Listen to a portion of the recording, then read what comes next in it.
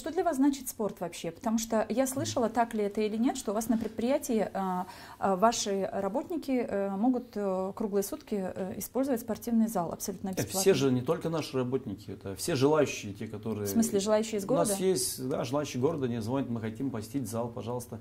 У нас всегда открыты ворота, открыты двери зала. Я думаю, что многие жители об этом не знали. Да, многие жители об этом не знают. В основном у нас там в одно время занимались боксеры, им негде было заниматься. Они даже спрашивали, а что заплатить за это? Я говорю, развитие спорта у нас бесплатно.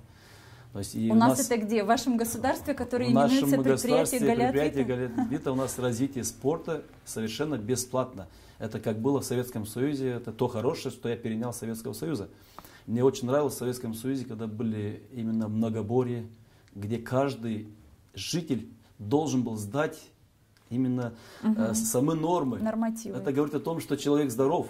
Но если мы сегодня не можем сдать нормы, скажем, те, которые были в Советском Союзе, там были нормы ГТО. Готов к труду и обороне. Ну, наверное, каждый из нас должен быть готов к этому.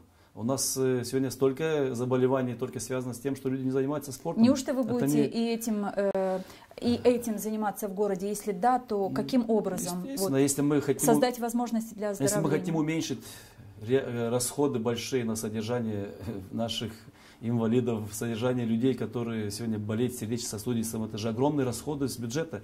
Гораздо выгоднее сегодня дать возможность людям заниматься спортом. Это в каждом районе должна быть спортивная площадка, беговая дорожечка. Это не такие дорогие проекты, чтобы сегодня человек может спуститься с 5-го этажа, он должен пройти метров 20-30, он должен иметь возможность пробежать 2-3 километра утром, позаниматься 15-20 минут.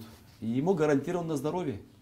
То есть это Сергей, же самый легкий способ. Очень правильные вещи, но у меня вопрос. А для того, чтобы это все реализовать, сколько же лет такому человеку, как вы, надо быть примаром? Нет, реализация таких проектов, она недорогой. Это не дорогой, это у нас сегодня строительство очистных сооружений в городе. Это очень дорогой проект.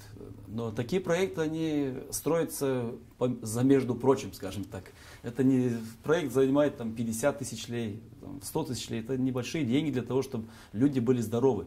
То есть на этом не нужно акцентировать большого внимания. Это долг того человека, который избирает народ. И многие вещи, которые делаются в нашем городе, это просто долг чиновника, который за это получает заработную плату. Не надо бить себя в грудь, что я построил то, я построил это. Об этом не нужно даже говорить, просто нужно делать, чтобы люди это видели. Потому что мы за это получаем заработную плату.